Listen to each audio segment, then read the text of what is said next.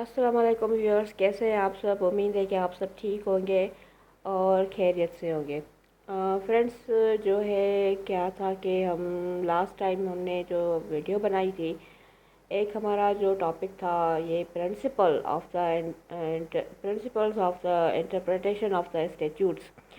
ये जो हमारा टॉपिक था इस पर हम जो है लास्ट टाइम हम वीडियो बना रहे थे, और वो क्या था कि बीच में जो है आधे में ही जो है वो डिस्कनेक्ट हो गई थी किसी भी वजह से। तो इसको जो है हम इसी टॉपिक को आज हम जो है कंटिन्यू करते हैं और इसको कंप्लीट करते हैं। तो ये ये जो हमारा टॉपिक है ये कॉन्स्टिट्यूशनल लॉ से जो है रिलेटेड है। और हमेशा ही जो है अक्सर औकात जो है ये एपीजी और डीपीजी और इनके जो एग्ज़ाम्स हैं प्रोसिक्यूशन साइड के, बिलखसूस जो हमारे हाई कोर्ट में होते हैं, ये उनमें जो एक इम्पोर्टेंस रखता है और हमेशा जो है एग्ज़ाम में क्वेश्चन पेपर्स में आता है, मैंने देखा अक्सर, इसलिए हम इसको समझते हैं। तो हमने इसको जो है लास्ट वीडियो में जो है इसका मुख्तसर जो इंट्रोडक्शन था और जो इसका ये क्या होता है और इसका जो मुख्तसर एक था इंट्रोडक्शन वो किया था। अब इसको फर्दर हम कंटिन्यू करते हैं और उसमें ये देखते हैं कि ये जो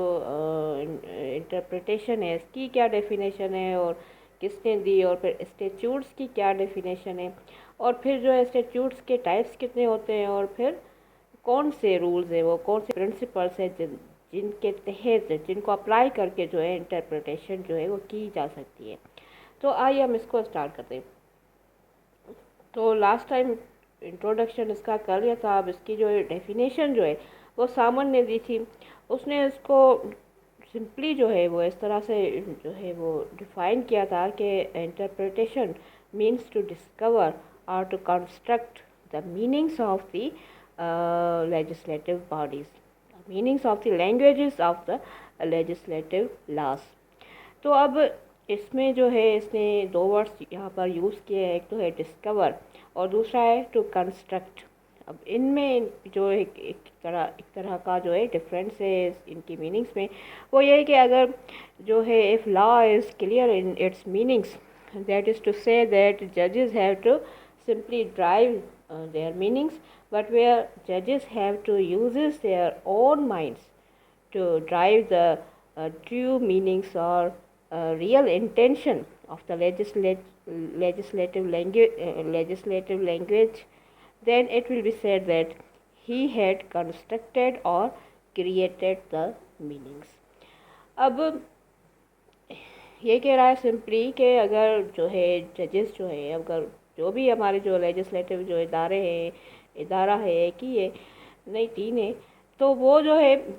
कानून जब पास करते हैं और फिर क्या है कि अगर उसकी जो लैंग्वेज है उसकी सिंपल सी है और बिल्कुल भी आसान है, समझ में आ रही है, तो फिर उसको पढ़ के और वही उसको रखते हैं, वैसा ही उसको रखते हैं। तो वहीं पर हम जो वर्ड यूज़ करेंगे वो यही कि उसने उसको डिस्कवर किया, जस्ट यानी कि जस्ट ड्राइव किया। लेकिन जब मीनिंग्स में एक तरह की जो है एम्बिग्विटी हो, उभाम हो, तो फिर जो है जजेस जो है अपना लॉजिकल माइंड जो है उसमें यूज़ करेंगे, और फिर वो जो माइंड जो यूज़ करेंगे और जो प्रिंसिपल्स अप्लाई करेंगे वो हम फर्दर जो है वो भी फिक्स्ड है इसी टॉपिक में, वो उनके तहत उनकी मीनिंग्स जो है ड्राइव करेंगे, और फिर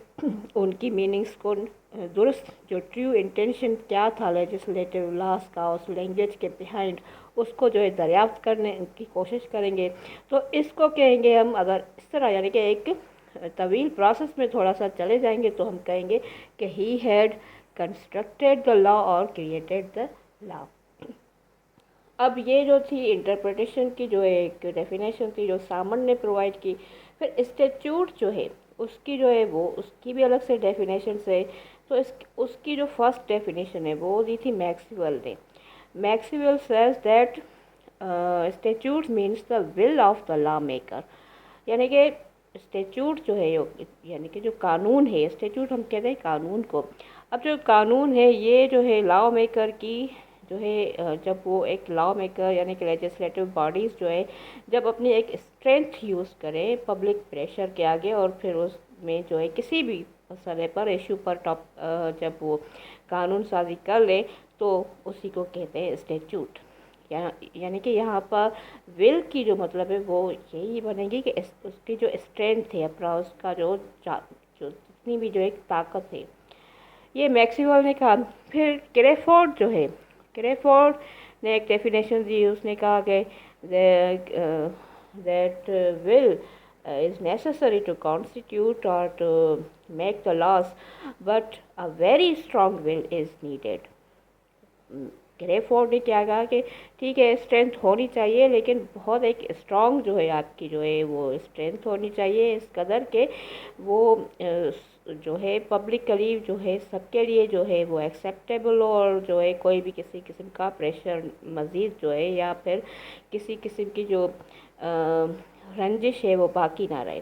اب اس میں جو ہے مثال کے طور پہ اب میں اگر دوں تو مثال کے طور پہ ایک تھا ہمارا مسلم پرسنل فیملی لاء۔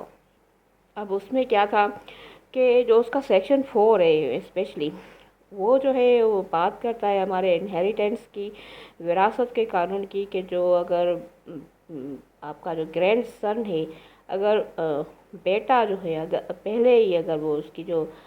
ڈیتھ ہو جاتی تھی، تو پھر کیا تھا کہ اس کے جو گرینڈ سن ہے اس کو جو ہے وراثت میں کوئی حصہ نہیں ملتا تھا۔ پھر کیا ہے کہ اس پر لیجسلیٹو جو ہے باڈیز نے ایک یہ لا بنایا تھا 1961 میں، لیکن پہلے کیا ہے کہ پہلے جنرل ایوب نے بھی جو ہے اس کو جو ہے وہ بنایا تھا، لیکن اس نے کوشش کی اپنی کہ اس کو پاس کرے، لیکن ایک پروٹیسٹ ہو گیا اور پبلک کا ایک پریشر آ گیا اور علماء نے اس کا جو ہے پروٹیسٹ کیا، تو اس نے اس کو کیا کیا کہ پھر وہیں پر بیک کر لیا، اس کو رکھ دیا۔ پھر دوبارہ سے جنرل ضیاء الحق نے 1961 میں اس پر یعنی کہ ایک مزید ایک اسٹرانگ اپنی اسٹرینتھ دکھا کر اس کو وہ کیا کہتے ہیں کہ ڈنڈے کے طور پہ پاس کروا دیا۔ ٹھیک، پھر اس کی تھرڈ جو لاسٹ اب جو اس وقت ان حالات میں اور موجودہ دور کے حساب سے جو ہے قابل قبول اور موسٹ پاپولر ڈیفینیشن ہے، وہ دی تھی بوائے نے۔ Boy says that law is made after the passing all of 3 parts of the legislative bodies۔ اب وہ یہ کہہ رہا ہے کہ جو ہے ایک بوائر کہہ رہا ہے کہ اگر جو مضبوط اور بہتر اور مثبت قانون وہی ہے کہ جو قانون ساز اداروں کے تینوں جو بھی اس کے ادارے ہیں اسی سے پاس ہو کر پھر وہ ایک قانون کی شکل دے، تو وہ ہی جو ہے ایک مضبوط جو ہے قانون ہے۔ یعنی کہ کوئی جیسے جنرل ضیاء ایوب تھا یا پھر جنرل ضیاء الحق تھا،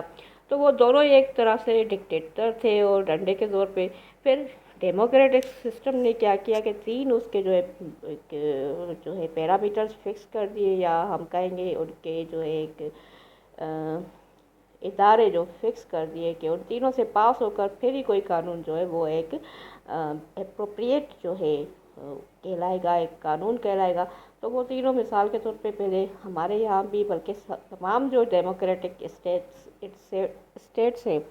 وہیں پر بھی وہ یہی طریقہ رائج ہے کہ آپ کا جو یہ بھی کوئی بھی جو بل ہے اور کوئی بھی جو قانون ہے وہ نیشنل اسمبلی سے پاس ہو کر پھر جائے گا سینیٹ میں، اور اس کے بعد فائنلی جو ہے جب پریزیڈنٹ اس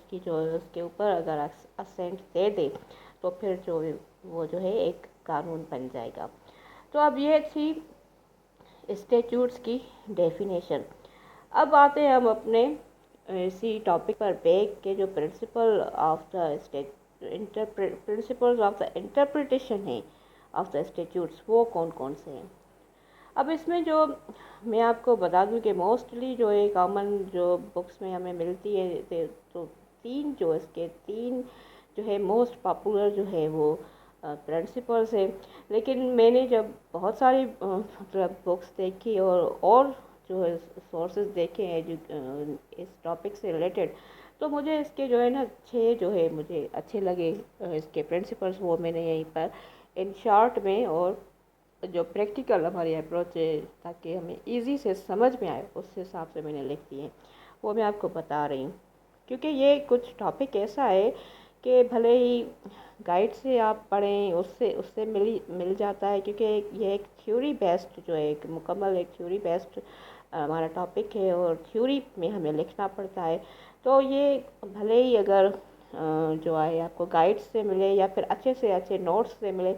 भले ही आप इसको पढ़ेंगे फिर भी समझ में आपको ये तब तक नहीं आएगा जब तक कि आपका कॉन्सेप्ट जो है इसके ऊपर क्लियर नहीं होगा। यानी कि एक तरह से ये एक कॉम्प्लिकेटेड जो है वो टॉपिक है, तो इसलिए मैंने सोचा इसको सिंपल लैंग्वेज में समझ ले ताकि हमारा कॉन्सेप्ट क्लियर हो जाए। तो उसके बाद अगर आप नोट्स पढ़ेंगे, गाइड पढ़ेंगे, तो आपको फिर वो खुद ही अच्छे से समझ में आ जाएगी। तो अब ये है कि इसका जो फर्स्ट प्रिंसिपल है वो है the rule of literal construction. Construction का वर्ड यहीं पे सेम इस वजह से आया क्योंकि इंटरप्रेट करता है, यानी कि अपना जब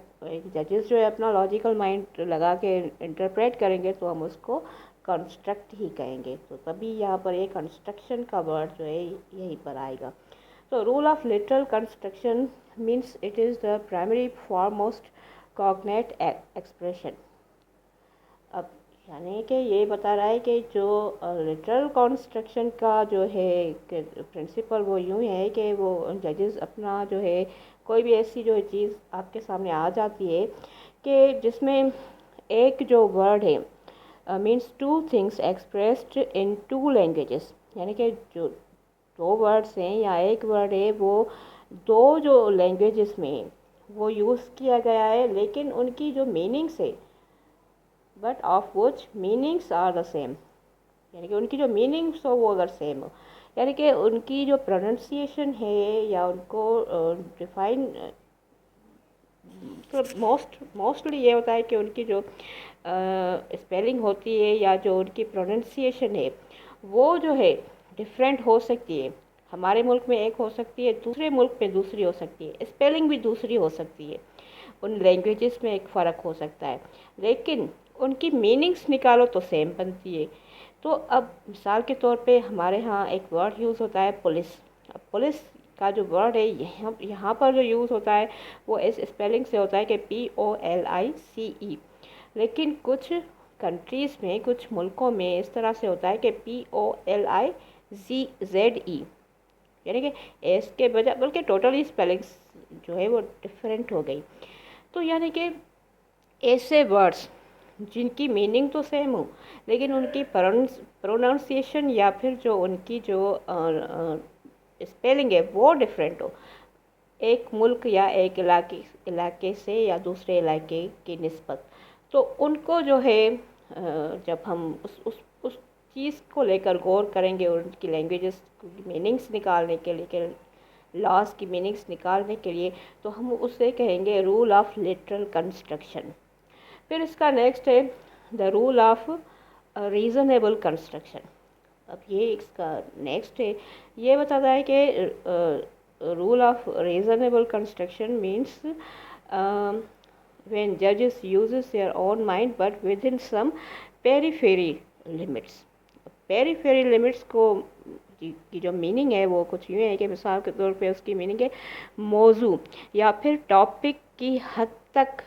रीज़नेबल मीनिंग जो है ड्राइव करना, या इस तरह से कि आर द रीज़नेबल लिमिट्स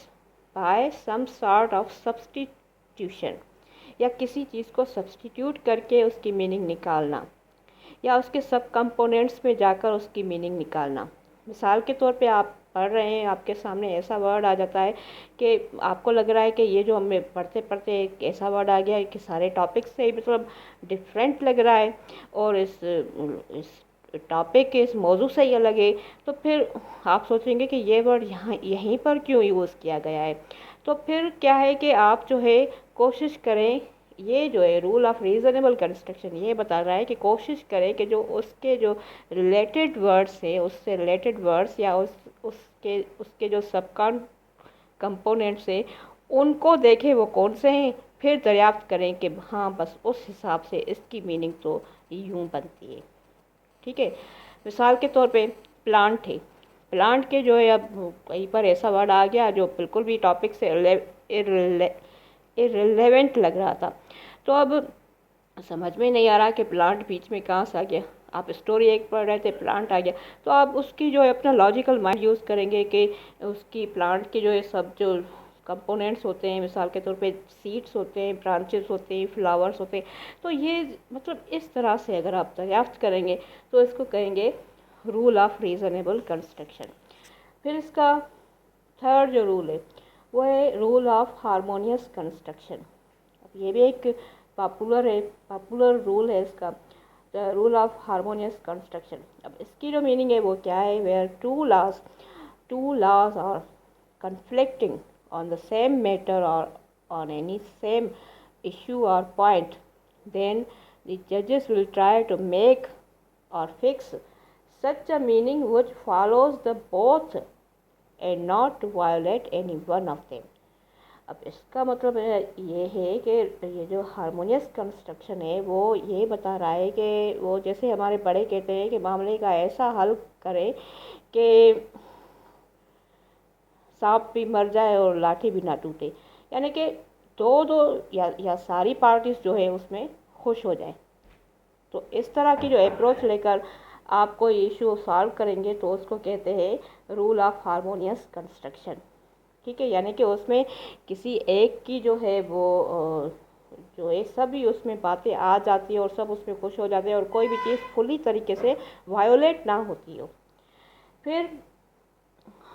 कोई चीज़ या कोई लॉ या कोई ओपिनियन, चीज़ से मुराद यही है। फिर नेक्स्ट है rule of general and specific words. इसकी जो इसका जो मतलब है वो यूँ है कि where any one sometimes where in any sentences the general rule and specific words both are used in one sentence, then the meaning of the general rules be assumed or taken as with relation to such specific words। अब ये कह रहा है कि अब कोई ऐसा sentence आ गया कि जिनमें जो है जनरली भी वर्ड्स यूज्ड हुए हैं और स्पेसिफिकली भी हुए, तो अब ऐसे किस्म का जो सेंटेंस है या एक लॉ है जिनमें ऐसी यानी कि दोनों एक जनरल और स्पेसिफिकली दोनों चीज़ें आ जाती है, तो फिर जो है ये इसको कहेंगे हम कि rule of general and specific words के। ये कह रहा है कि फिर आपको ये करना है कि उन जनरल वर्ड्स को जो है आपको then the meaning of such general words be assumed or taken with relation to such specific words। तो जनरल वर्ड्स को आप स्पेसिफिक वर्ड्स के अंडर ही समझेंगे। ठीक, मिसाल के तौर पे अब ला के ऊपर तो मैं नहीं जा रही क्योंकि मैंने इंटरप्रेट नहीं किया कभी कोई ला, लेकिन एक जनरल कॉमन में एग्जांपल मैं देती हूँ कि मिसाल के तौर पे आप किसी फैमिली को जो है इनविटेशन देते हो, इनविटेशन कार्ड में आप उस जस्ट जो है आप उसके फादर का नाम लिख देते हो, अब स्पेसिफिकली आप लिख देते हो। और फिर शादी में क्या होता है, शादी में सिर्फ बाप थोड़ी आता है, उसकी पूरी फैमिली भी आ जाती है, सब बच्चे भी आ जाते हैं, तो यानी कि वो उसकी जो है जनरली में वो आ गए। तो यानी कि जहाँ पर स्पेसिफिकल वर्ड्स हो और फिर जनरल जो वर्ड्स है वो भी उनको भी उनसे काउंट समझा जाएगा और इंटरकनेक्टेड समझा जाएगा। ये रूल यही बताता है। फिर इसका जो है लास्ट जो एक और जो है इम्पॉर्टेंट रूल है और वो भी बहुत एक पॉपुलर है, वो है मिसचीफ रूल। मिसचीफ रूल में क्या होता है कि where in any sentence meanings not clear और the meanings clear but the intention is not clear, then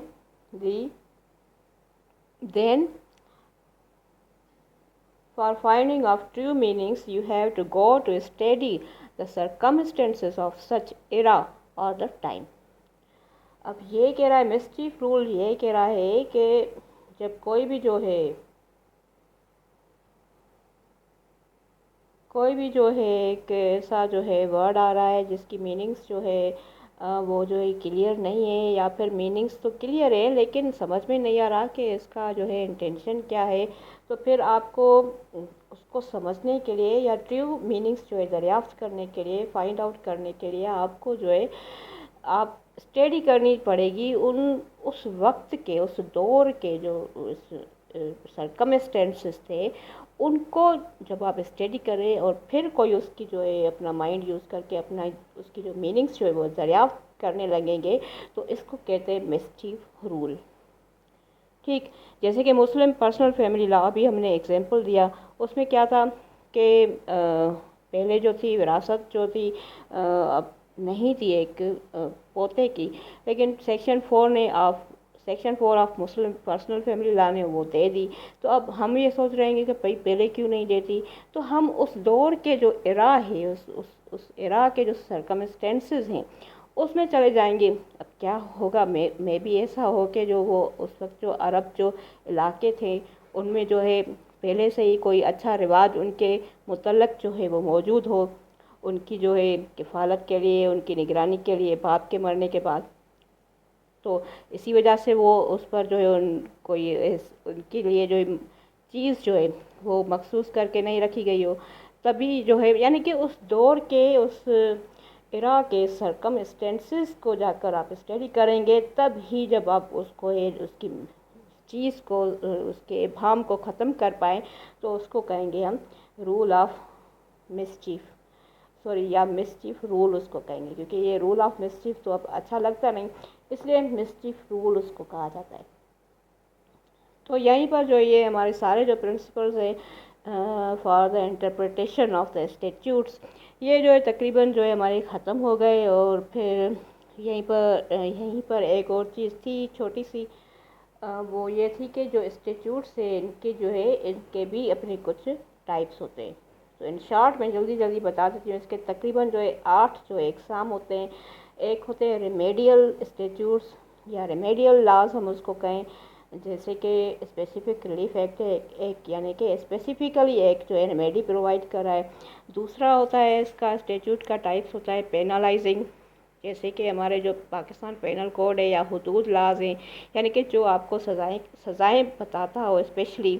پھر تیسرا اس کا ٹائپ ہے کوڈیل اسٹیچیوٹ اور لاز، جیسے کہ کوڈیل لاز اس کو کہتے ہیں کہ جہاں پر 2 کوڈیفائڈ لاز موجود ہو 1 سبجیکٹ کے اوپر، یا 2 سبجیکٹ کو کور کر رہے ہوں، جیسے کہ CRPC یا پاکستان پینل کوڈ ہے. اب وہ انٹر کنیکٹڈ ہے، اس کی چیزیں اس میں بھی آ جاتی ہے، اس کی چیزیں اس میں. تو اسی طرح سے پھر اس کا 4 جو ٹائپ ہے وہ ہے ڈکلیریٹری. اب ڈکلیریٹری جو لاز ہوتے ہیں وہ اس طرح سے ہوتے ہیں کہ no new any enactment but just reinitiate the old one. اس میں کوئی نیو انیکٹمنٹ نہیں ہوتی، کوئی نئی جو ہے قانون سازی جو ہے نہیں ہوتی، لیکن کیا ہوتا ہے کہ پہلے سے سارے لاز ملے ہوئے ہوتے ہیں، پھر اس کو جو ہے الگ کیا جاتا ہے. جیسے کہ کانٹریکٹ ایکٹ تھا پہلے، اس میں پارٹنرشپ ایکٹ ملا ہوا تھا، نیگوشیبل لا ملا ہوا تھا، پھر ان کو الگ کر دیا گیا. تو ان کو کہتے ہیں ڈکلیریٹری لاز. پھر ہے امینڈنگ لاز وہ ہوتے ہیں جن کو امینڈ کیا جاتا ہو. پھر ہوتے ہیں کنسولیڈیٹڈ